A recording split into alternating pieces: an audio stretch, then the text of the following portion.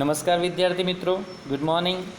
આપણે ગયા લેક્ચરમાં ચેપ્ટર નંબર 4 લક્ષ એટલે કે લિમિટ એના વિશેનો અભ્યાસ કર્યો અને એમાં આ જે અલગ અલગ ત્રણ સ્વરૂપ છે એ અને ડેલ્ટાને દર્શાવવાના એના વિશેનું આપણે સૂત્ર સમજ્યા. તો પહેલું છે માનાંક સ્વરૂપ. માનાંક સ્વરૂપ એને માનાંકમાં x - a less than delta. અંતરાલ સ્વરૂપ એટલે a minus delta a plus delta અને સામીપ્ય સ્વરૂપ એટલે કેપિટલ એન કૌંસમાં એ ડેલ્ટા. તો આપણે આનો અભ્યાસ કર્યો. ફરીથી એકવાર જોઈએ. માનાંક સ્વરૂપ માનાંકમાં x - a less than delta, અંતરાલ સ્વરૂપમાં a minus delta a plus delta અને સામીપ્ય સ્વરૂપમાં એન કૌંસમાં એ ડેલ્ટા. મિત્રો હવે આના આપણે આગળ દાખલા શીખવા છે, તો એ દાખલા વિશેનો આપણે અભ્યાસ કરીએ. જુઓ, બહુ સરળ છે. તમને સૂત્ર યાદ હશે તો દાખલા તમને સમજવામાં સરળતા રહેશે. સ્વાધ્યાય 4.1 4.1નો પહેલો દાખલો જોઈએ તો તમને એવું કહ્યું છે કે 4નું 0.4 સામીપ્ય. મિત્રો 4નું 0.4 સામીપ્યનો મતલબ એવો થાય કે 4 એ છે અને 0.4 એ ડેલ્ટા છે. મિત્રો કોઈ પણ દાખલામાં તમને એ અને ડેલ્ટા ખબર પડે ને તો તમને ત્રણમાંથી કોઈ પણ સ્વરૂપ તમે મેળવી શકો છો. હવે અહીંયા જોઈએ, માનાંક સ્વરૂપનું મેં સૂત્ર લખ્યું કે માનાંક સ્વરૂપ બરાબર માનાંકમાં x - a less than delta. તો અહીંયા સિમ્પલ તમારે કરવાનું શું છે તો કે a અને ડેલ્ટાની વેલ્યુ મૂકવાની એટલે તમારો જવાબ આવી જાય. જોઈ શકો છો તમે અહીંયા માનાંકમાં x - 4 લેસ ધેન 0.4 સિમ્પલ. તો માનાંક સ્વરૂપ તમને મળી ગયું. બીજું સ્વરૂપ છે તમારું અંતરાલ સ્વરૂપ. તો અંતરાલ સ્વરૂપ એટલે a minus delta a plus delta. એનો મતલબ એવો થાય કે ઉપર એ અને ડેલ્ટા આપ્યા છે એ બંનેનું એકવાર બાદબાકી કરો અને એકવાર સરવાળો કરો. તો 4માંથી 0.4 જાય, 4માંથી 0.4 જાય અને 4માં 0.4 ઉમેરાય તો 3.6 અને 4.4 આવશે. મિત્રો જ્યારે પણ દાખલામાં તમને આવી રીતે વેલ્યુ આપે કે 3.6 અને 4.4 એનો મતલબ તમારે સમજવાનું કે આ અંતરાલ સ્વરૂપ છે. પરંતુ આ બ્રેકેટની આગળ હું એન લખી દઉં, કેપિટલ એન, તો એને સામીપ્ય સ્વરૂપ કહેવાય. એ ખાસ કાળજી રાખજો. તો મિત્રો આ તમે પહેલો દાખલો જોયો. હવે આપણે બીજા દાખલાની વાત કરીએ તો બીજા દાખલામાં મેં માત્ર અહીંયા રકમ લખી છે 2નું 0.02 સામીપ્ય. તો હવે એને મારે માનાંક સ્વરૂપમાં દર્શાવવું હોય તો કેવી રીતે દર્શાવાય? તો અહીં એવું કહેવાશે, તમે અહીંયા જોઈ શકો છો આ સૂત્રમાં હું એની વેલ્યુ મૂકું છું. તો અહીં એવું લખાશે કે માનાંકમાં x - 2 અને લેસ ધેન 0.02 આવું લખાશે. ઓકે, તો આ આપણે લખ્યું માનાંક સ્વરૂપ. હવે આપણે વાત કરીએ સામીપ્ય સ્વરૂપ, અંતરાલ સ્વરૂપ. તો અંતરાલ સ્વરૂપનું આ સૂત્ર છે. એનો મતલબ એવો થયો કે એકવાર હું 2માંથી 0.02 માઇનસ કરીશ અને એકવાર પ્લસ કરીશ. તો 2માંથી 0.02 જાય તો 1.98 આવે અને ઉમેરીશ તો 2.02 આવશે. તો મિત્રો તમને ખ્યાલ આવી ગયો હશે. ઓકે, હવે ત્રીજો દાખલો જોઈએ. 0નું 0.05 સામીપ્ય.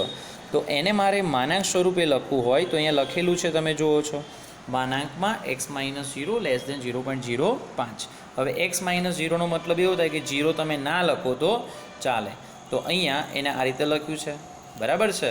અને મારે અંતરાલ સ્વરૂપે લખવું હોય તો શું કરવું પડે તો કે 0માંથી 0.5ને બાદ કરવા પડે અને એકવાર ઉમેરવા પડે.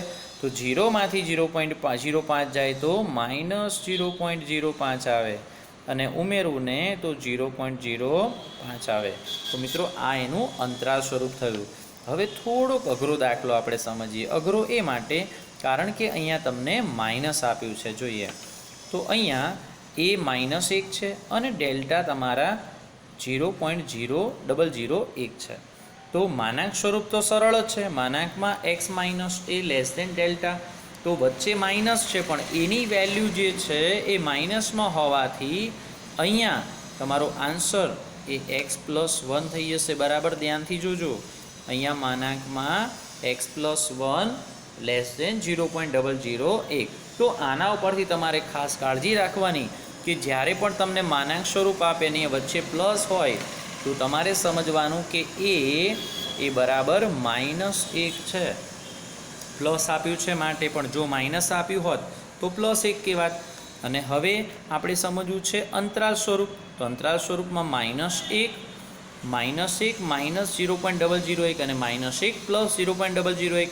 તો માઇનસ માઇનસ પ્લસ થાય તો આ બંનેનો સરવાળો કરવાનો તો આવશે -1.001 અને બાદબાકી કરીશું તો -0.999 આવશે.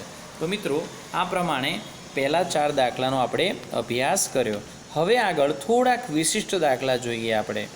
તો વિશિષ્ટ દાખલામાં તમને એવું કહ્યું છે કે નીચેનાને અંતરાલ અને સામીપ્ય સ્વરૂપમાં દર્શાવો. એનો મતલબ એવો થયો કે તમને આપેલું માનાંક સ્વરૂપ છે.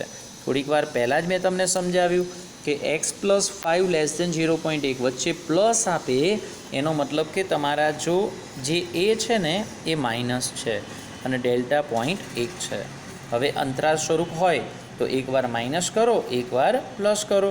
તો અંતરાલ સ્વરૂપ એ minus delta a plus delta એનો મતલબ એવો થયો કે -5માં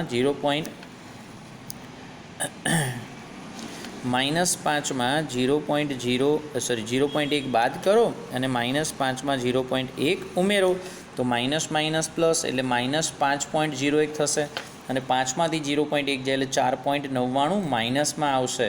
તો અહીંયા તમે જોઈ શકો છો કે અહીંયા તમારો આન્સર એ પ્રમાણે આવ્યો છે. અને પછી બીજું છે સામીપ્ય સ્વરૂપ. તો સામીપ્ય સ્વરૂપ તો એકદમ સહેલું છે કે એ અને ડેલ્ટાની વેલ્યુ મૂકી દેવાની. તો જુઓ તમે સામીપ્ય સ્વરૂપ n કૌંસમાં a માઇનસ ડેલ્ટા તો n કૌંસમાં -5 અને 0.1 ઉપરથી કિંમતો જોઈને લખી દેવાની. આ કિંમતોને અહીંયા લખવામાં આવી છે જોઈ શકો છો.